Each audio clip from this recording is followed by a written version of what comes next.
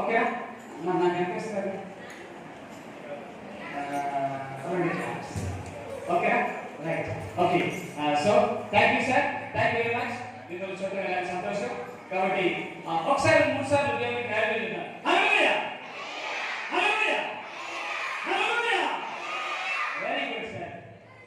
Yes, మీకు ఇష్టమైన number పెట్టుకుంటాను. పెట్టేస్తారా? ఓకే. నేను క్యాప్ ఎవరు కనపడలేదు కదా, నేను కూడా చూడలేదు కదా. ఓకే క్యాప్ పెట్టేస్తాను.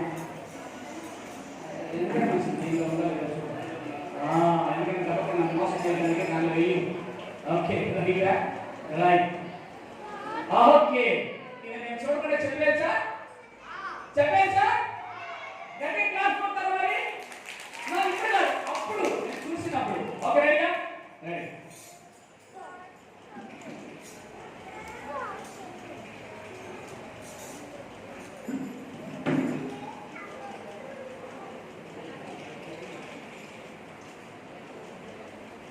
Okay ready sir. Right. So బైబిల్లో ఒక ఆయన ఉన్నాడు, చాలా జ్ఞాని. ఎంత జ్ఞానం కలిగిన వాడు అంటే మంచి పుష్పం ఏదో, ఒరిజినల్ గా ఉన్న పువ్వు ఏదో, డూప్లికేట్ గా ఉన్న పువ్వు ఏదో కూడా చెప్పగలడు ఆయన.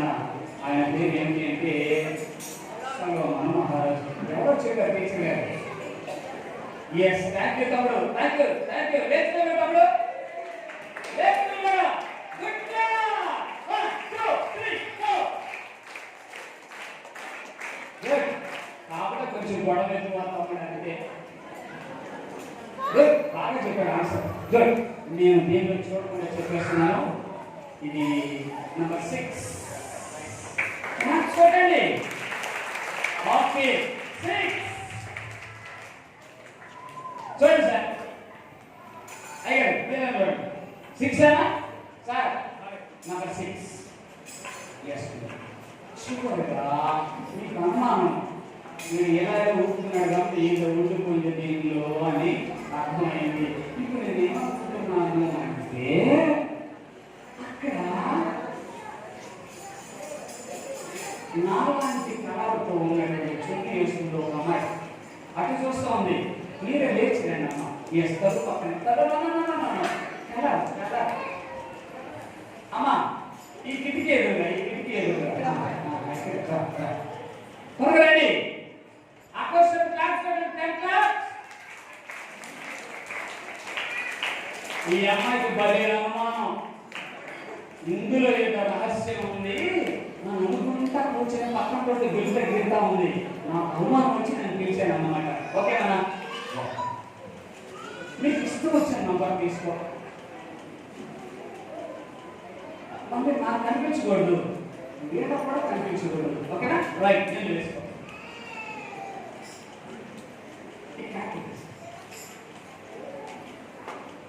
రైట్. ఓకే ఇది నేను చూడకుండా చెప్పొచ్చు కదా.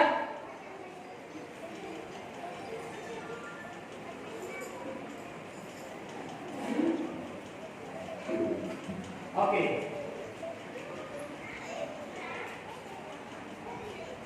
చెప్పొచ్చా? Okay okay. మనకి 3 రంగులు ఉన్నాయి. నంబర్ చెప్పండి. ఎరుపు, నీలము, పసుపు, ఎరుపు. మళ్ళీ చెప్పండి, మళ్ళీ చెప్పండి. తండ్రి కుమార పరిశుద్ధాత్మ. ఓకే తండ్రికి గుర్తేంటి? ఆ కుమారుడికి గుర్తేంటి? ఎరుపు. ఆ పరిశుద్ధాత్మ గుర్తేంటి? Yes blood and fire. చెప్పండి. Thank you Jesus. దీంట్లో ఉన్నది నంబర్ 3. రైట్. గుడ్. ఓకేనా? రైట్. అన్నా పడతావా? సో ఇప్పుడు నేను చెప్తున్నానంటే మీకు జ్ఞానం కావాలంటే రెండు విషయాలు తెలుసుకోవాలి. ఒకటి, రోజు ప్రార్థన చేయాలి. ఏం చేయాలి? రెండోది ఏం చేయాలంటే ఎవరు కాపం చేయాలన్నారు. అదే రోజు కాపం చేయాలంటే ఎవరు?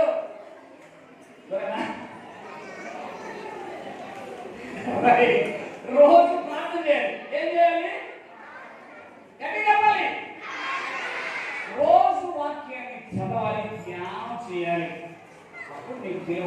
మీకు తెలుసో లేదు కానీ మన దేశాన్ని చక్రవర్తిగా పరిపాలన చేసినటువంటి వాళ్ళు చాలా మంది ఉన్నారు. వాళ్ళలో ఏపీజే అబ్దుల్ కలాం గారు రోజు బైబిల్ చదివేవాడు.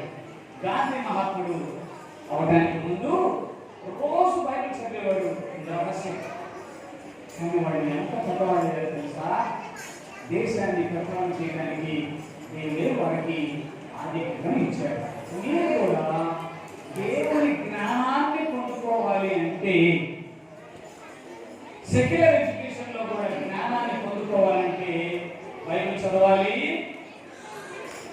ప్రార్థన చేయాలి, సండే స్కూల్కి లేకపోతే కంపెనీ క్లాస్కి చక్కగా రావాలి. ఎన్ని విషయాలు చెప్పాను నేను? 3 విషయాలు. నంబర్ 1 గట్టిగా చెప్పాలి. Number 2, number 3 right. ఇప్పుడు లేదు కానీ రెడీగా ఉంది కదా. ఓకే, కాబట్టి మనం ఏం చేయాలి అంటే ప్రతిరోజు ఈ 3 విషయాలు చేస్తే మనం అన్ని విషయాల్లో తెలుద్దాం. ఓకే, ఇప్పుడు నా దగ్గర ఒక చిన్న రోజ్ ఉంది. ఈ రోజుని మీకు ఇవ్వాలని నేను ఆశపడతా ఉన్నాను. ఇవ్వచ్చా? ఇవ్వచ్చా? ఇవ్వచ్చా? ఓకే, తీసుకున్న రెడీ ఉండండి. రెడీ? మీకు తెలియదు కానీ 2026 సంవత్సరాల కిందట పేతురు మహాశయుడు చెరసాలలో ఉంటే చెరసాలలో బందీగా ఉన్నాడు. ఏం చేయడం అర్థం కాదు. సంఘం అంతా కలిసి ప్రార్థన చేస్తా ఉంటే పేతురు గారు చాలా బాధతో ఉన్నాడు.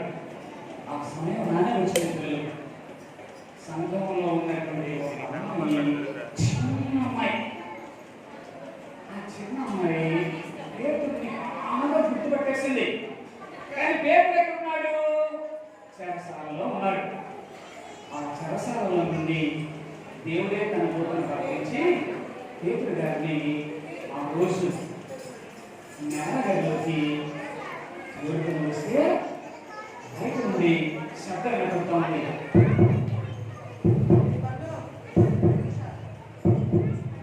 అందుకని అందరికీ భయం వచ్చేసింది.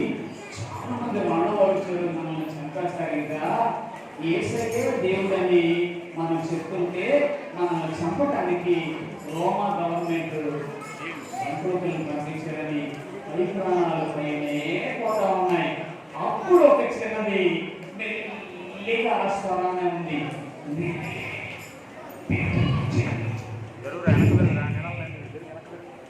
అనగానే ఓ అమ్మాయి వచ్చేసింది. క్లాస్ కొట్టండి. ఆ అమ్మాయి పేరే హృదే. ఈ చిన్నది పేతురు స్వర్ణాన్ని వెళ్ళి పేతురు గారు రాగానే వాళ్ళ అమ్మ వాళ్ళకి అక్కడ ఉన్న వాళ్ళందరికీ తెలియజేసింది. పేతురు పంపించాడు, యేసయ్య పేతుర్ని తోడుకొని వచ్చారు అని చెప్పింది. ఆ అమ్మాయి పేరే హృదే. హృదయ అంటే అర్థం ఏంటంటే గులాబీ అని అర్థం. ఆ గులాబీ మీకు కావాలా వద్దా? గులాబీ మీకు కావాలా వద్దా? ఎస్. ఎంతమంది కావాలి? ఓహో, వెనక వాళ్ళకి ఎవరికి ఇష్టం లేదు కాబట్టి వాళ్ళకి వద్దు. ఓకే, వెనక వాళ్ళకి చేయడానికి ఇష్టం లేదు అన్నా. మీరు కెమెరా చూపించలేదన్నా వాళ్ళు చేతి తప్పట్లేదన్నా. ఓకే, మీరు చేతులు చూపించండి. ఎవరంటే ఆ పరిపేదలో ఉన్న వాళ్ళకి అస్సలు ఇష్టం లేదు హృదయ అంటే. పేతురు స్వరాన్ని వినగలిగినటువంటి వాళ్ళు ఓకే రెడీ 1 2 3 అనగానే చేతులు దించేసి క్యాచ్ పెట్టుకోవాలి పుష్పం కోసం. రెడీ 1 2 2 2 2 2 3. అవును పిల్లలు, మనమందరం కూడా దేవుని కోసం ఏం చేయాలి తెలుసా? ఇదిగో ఇలా అందుకోవాలి. మనం ఎలా అందుకోవాలి? ఎవరైనా కాదు, యేసయ్య రక్తం ఎరుపు గుర్తు దేని కాదు. యేసయ్య రక్తం అందరికి ఛాయనంతా కావాలి. ఓకేనా? ఓకేనా? రెడీయా? 1 2 3 అంటాను. ఎవరు క్యాచ్ పట్టుకుంటారో వారికి యేసయ్య రక్తం దొరుకుతుంది. లేకపోతే దొరకదు. రెడీయా? 1 2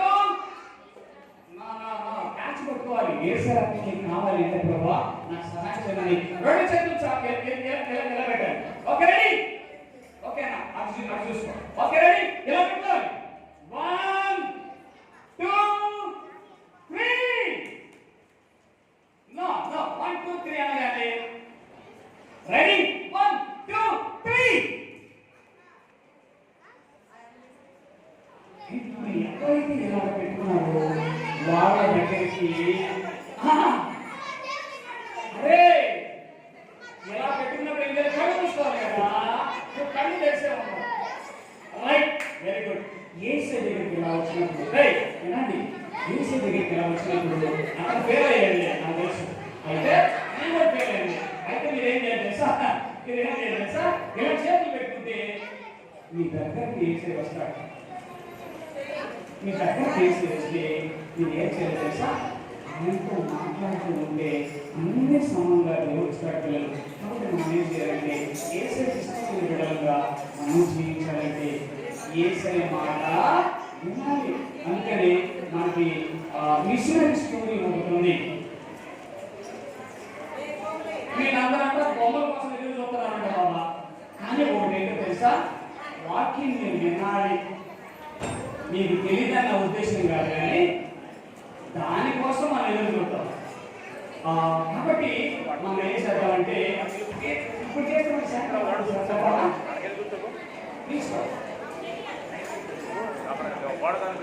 ఎందుకంటే 2 నిమిషాలు మాట్లాడతారా?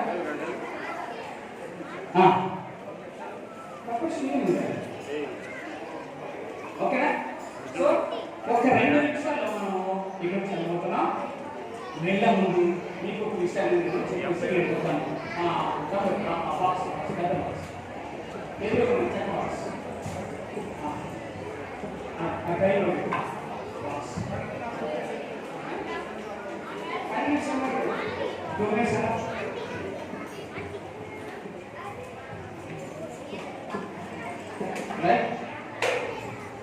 ఓకే,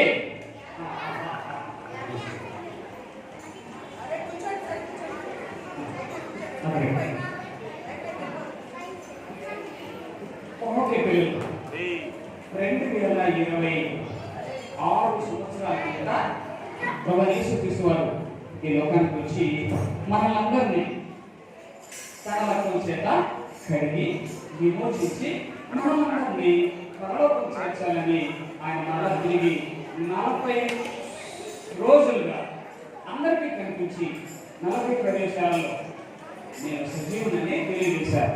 నేను ఈ డై ఇక్కడ పెట్టేస్తున్నాను. ఓకేనా? డై ఇక్కడ పెట్టేశాను.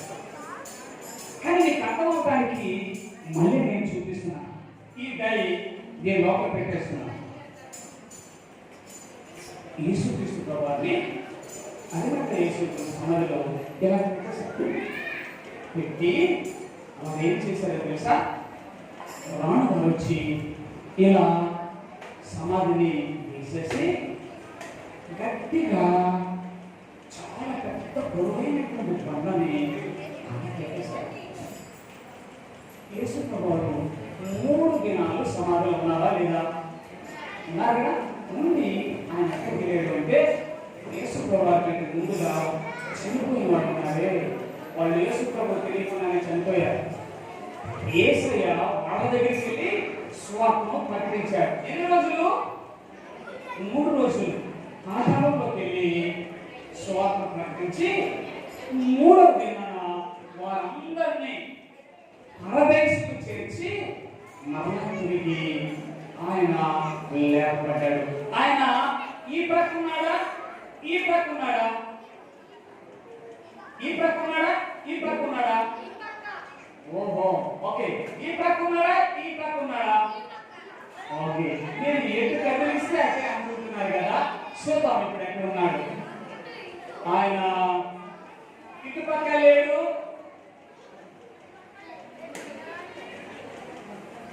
ఇటు పక్క లేడు. ఒక మీకు అనుమానం రావచ్చు, ఇటు పక్క కూడా లేడు, ఇటు పక్క కూడా లేడు. మీకు అనుమానం రావచ్చు, ఈ కింద కూడా లేడు. పైన కూడా లేదు. ఓకేనా పిల్లలు? కాబట్టి దేవుడు ఎక్కడ ఉన్నాడు అంటే నీ హృదయంలో ఉన్నాడు. ఎక్కడున్నాడు ఇప్పుడు చెప్పండి? ఎక్కడున్నాడు ఆయన? ఎక్కడున్నాడు ఆయన? ఎస్ పిల్లలు, మిమ్మల్ని అర్థమయ్యేటట్టుగా చెప్పడానికి చెప్పానంటే ఆయన ఇక్కడే ఉన్నాడు. అర్థమైందా?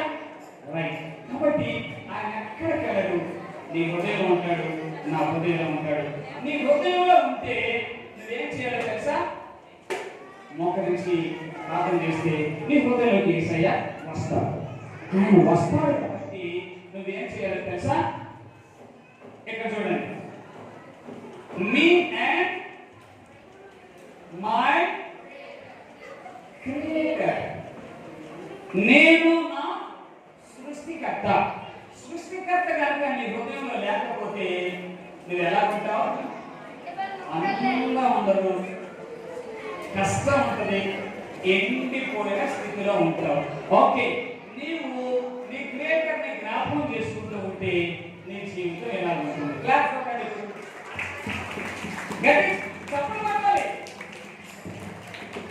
నీ సృష్టికర్తతో సంబంధం ఉంటే ఇలా దీవించబడతావు. కాబట్టి నీ సృష్టికర్తతో నువ్వు సంబంధం కలిగి ఉంటే నువ్వు ఆశీర్వదించబడటానికి దేవుడు అవకాశం ఇస్తాడు. అందుకే మనం ఏం చేయాలి అంటే చిన్న ప్రార్థన చేయాలి. బైబిల్లో యెహోషువ ప్రార్థన చేస్తే ఎరికో గోడలు ఏమైపోయినాయి? కూలిపోయినాయి. కానీ ఎరికో చుట్టూ మౌనంగా 7 సార్లు ప్రదర్శన చేసిన తర్వాత గోడలు కూలిపోయి మౌనంగా మనం ఉండి దేవుని హృదయంలో ధ్యానం చేసుకోవాలి. ఆ తర్వాత ఇంకొక ప్రార్థన ఏంటో తెలుసా? ఇక్కడ ఏది ప్రార్థన చేస్తే ఒక పేద విధవరాలి కుమారుడు తిరిగి చనిపోయిన వ్యక్తి లేపబడ్డాడు. ఆ తర్వాత చూసారా ఒక చిన్న ప్రార్థన. ఎవరు ప్రార్థన చేశారు ఇక్కడ? ఎలీషా ప్రార్థన చేస్తే అరచేంత మేఘం వచ్చి దేశమంతా కూడా వర్షం పడటానికి దేవుడు అవకాశం కల్పించాడు. చిన్న ప్రార్థన చేశారా? పెద్ద ప్రార్థన చేశారా? చిన్నపిల్లలు చేసే ప్రార్థన అంటే దేవునికి ఇష్టం. కాబట్టి ఇక్కడ చూసారా, దానియేలు సింహం బోన్లో ఉంటే చిన్న ప్రార్థన చేసేది కదా, ఈ అపాయ మనిషి నన్ను రక్షించు, సింహాల కొట్టులో నన్ను కాపాడమని ప్రార్థన చేశాడు. దేవుడు అద్భుతం చేసి వాడిని రక్షించాడు. ఆ తర్వాత యేసుక్రీస్తు ప్రభువారు అనేకులకి పుట్టు గుడ్డి వారికి ఏమిచ్చాడు? అనుదృష్టి ఇచ్చాడు. ఆ తర్వాత ఇక్కడ చూసారా, ఎవరైనా పౌలు శీలలు బంధించబడి సరసాలు ఉంటే చిన్ని ప్రార్థన చేశారు. ప్రార్థన దేవుడు దిగి విడుదల చేసి మరలా తిరిగి బయటకు వచ్చి సువార్తలో ప్రకటించడానికి సహాయం చేశారు. చిన్న ప్రార్థన చేశారా? పెద్ద ప్రార్థన చేశారా? గది చెప్పాలి. చిన్న ప్రార్థన, పెద్ద ప్రార్థన. ఎస్, ఇప్పుడు మనం కూడా ప్రార్థన చేసుకోవడానికి ఇష్టపడదాం. ప్రార్థన చేసుకున్న తర్వాత మళ్ళా తిరిగి మనము మరియు కానీ చూసుకుందాం. 1 అనగానే మోకరిద్దాం, 2 అనగానే కళ్ళు మూసుకుందాం, చేతులు పెడుద్దాం, 3 అనగానే కళ్ళు మూసుకుందాం. రెడీ? 1 2 3 ప్రార్థన చేసుకుందాం.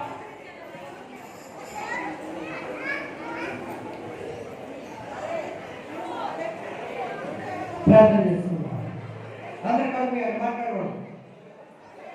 పరిశుద్ధుగా మీ వందనాలు. ఈ మధ్యాహ్నం